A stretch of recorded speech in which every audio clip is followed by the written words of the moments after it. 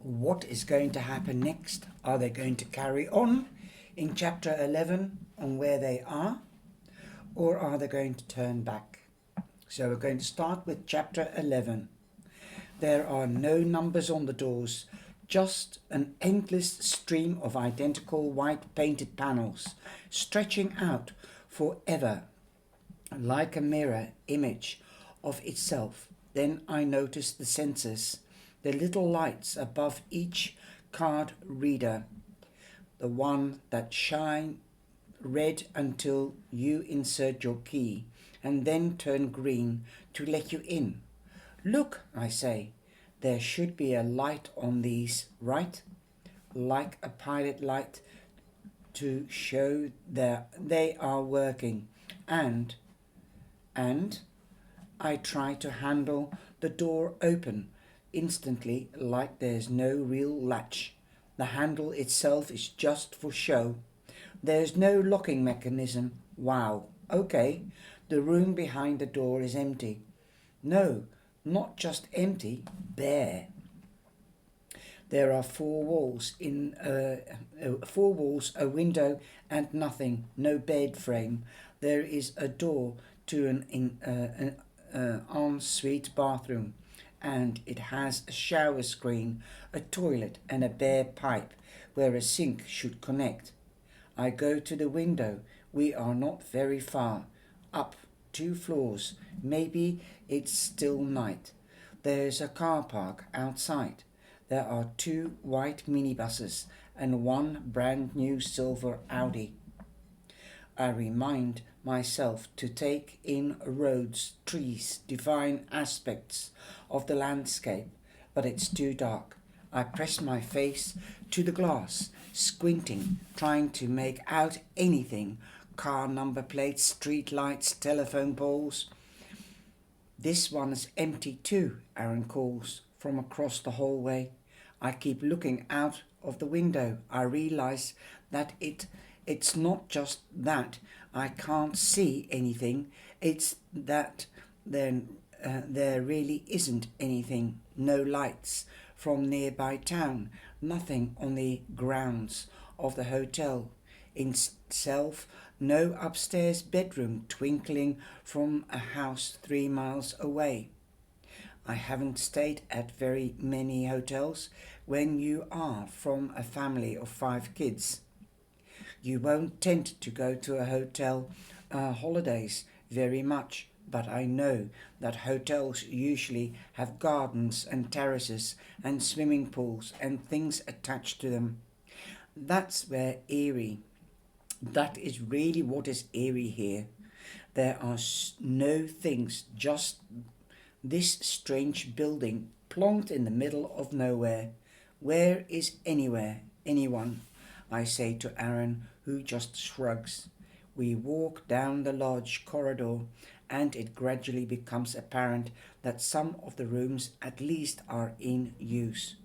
We pass about 7 or 8, where the resident hasn't bothered to even close the door properly. Maybe because they are comfortable showing everyone their room, or maybe it's an act of defiance, a way of saying, I know the locks don't work, so I'm not going to help you hold up the facade that they do. These rooms have beds and sinks, but the strangeness doesn't evaporate just because the rooms are occupied. There are things, quite ordinary things, that are odd just because of the fact that they are happening inside a hotel. The beds, most of all. Every hotel bed I've ever encountered has been a tight arrangement of sheets and quilts stretched in layers like a fussy French pastry. These beds are covered with ordinary duvets, with ordinary duvet covers, flowers here, stripes there, a Sheffield Wednesday bedspread, another one with pugs on it. ARRON feels it too. He touches the edge of a quilt cover in part of the blue hydrangeas. Brought from home, he says. We don't have to discuss the wrongness of this place. It is everywhere. I don't want to breathe too much in case it creeps inside me. Why aren't you guys downstairs, Aaron? And I whirl around. There's a girl there, and it's hard to tell how old she is. My instinct is that she's a couple of years older than me, but the more I take in, the more I doubt myself. She's extremely skinny, her frame oddly shrunken, swamped in big, comfortable clothes. She looks like a child in pyjamas. Aaron and I say nothing. Oh, no, no, no, she says, looking to the bed. They are moving me again, as they... Are they? No, Aaron suddenly interjects. This is just room inspection. Oh, she says, looking relieved, but not together happy. She sits down carefully, easing herself into an armchair. Okay then.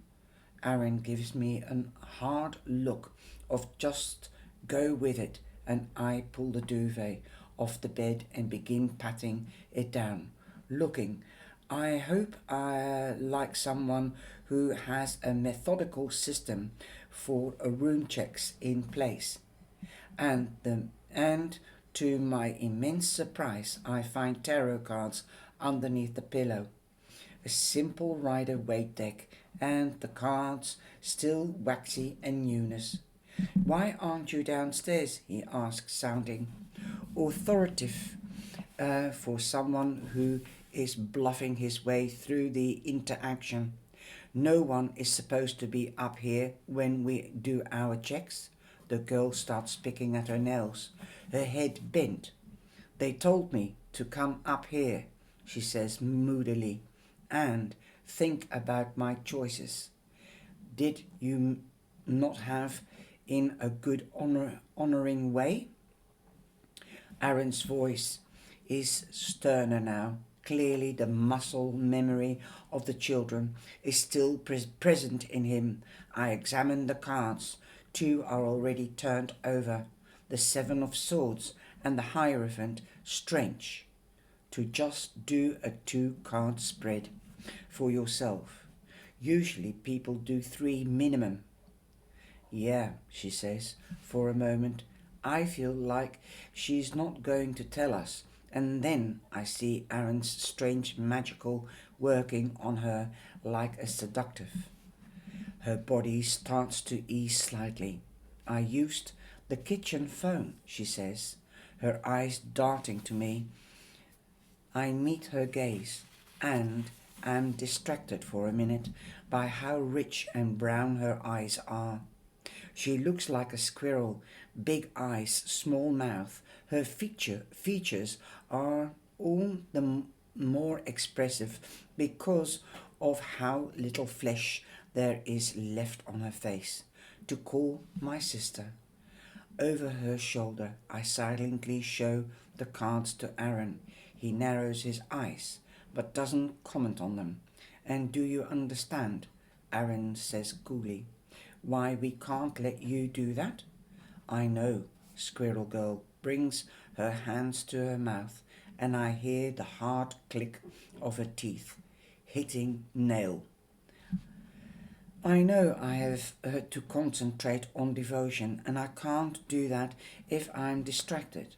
And calling your sister is, Aaron says, leading the witness. A distraction, I know. I just get a bit sick of living like this, you know, and it doesn't help that they move us around so much. You can't even settle your stuff in one place. A pause. Sorry, she says nervously. You move us around. I don't mean to complain. It's fine, says Aaron tenderly, breadcrumbing his empathy just like the old days, giving them just enough love to keep them hooked. It's okay to vent sometimes. The wardrobe is filled with tracksuit bottoms and hoodies. There are no jeans, no outdoor jackets, At the same time, the tracksuit bottoms aren't a uniform either. They are Abercrombie pennies, H&M, like they were given instructions before leaving home. Bring soft clothes. I started to look at for the girl's light, but it's hard to access. I don't have a good enough sense of her yet. I can't hook into anything. Instead, I look for other lights in the building and try to count how many people are actually here. And you understand why we have to move you, don't you? There are dozens of lights clustering all together and not very far from here. There are bigger and smaller lights, and I know instinctively that the bigger lights are leaders and the smaller lights are diminished personalities of people imprisoned here. Yes, Squirrel Girl says, sounding sulky. I know attachment is bad, especially to silly things like bedrooms. She lets out a long sigh.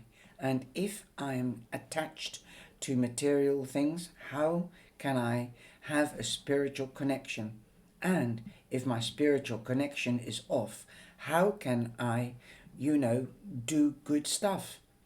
Save others. I want to be as close to him as possible. The tarot cards seem stranger than ever now. Surely someone disinterested in him and his approval wouldn't have a deck stashed underneath that pillow. Yes, Aaron says, sounding like he understands this concept perfectly. That's what we all want eventually. I'm so bad at though I basically fill the weather reports every week. Weather reports? Angela Aaron says, is the wardrobe clean? Yup, I reply, wondering why he closed the alias Angela. All good. I try to mimic Aaron's trick and sound authoritative. I turn to the girl. Have you spoken much to Lorna lately? Lorna, she repeats, a little confused. Something happens then. Something inside her brain. Her thought process plunges briefly, like a foot through a missing step.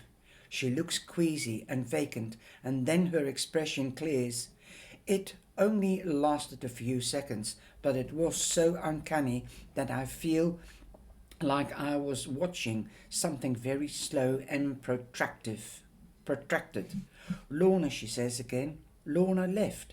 She left. Squirrel Girl looks at me with suspicion, like this is information I should already know. Well, yes, a bell rings, then a handbell, like the kind they rang for lunch in primary school.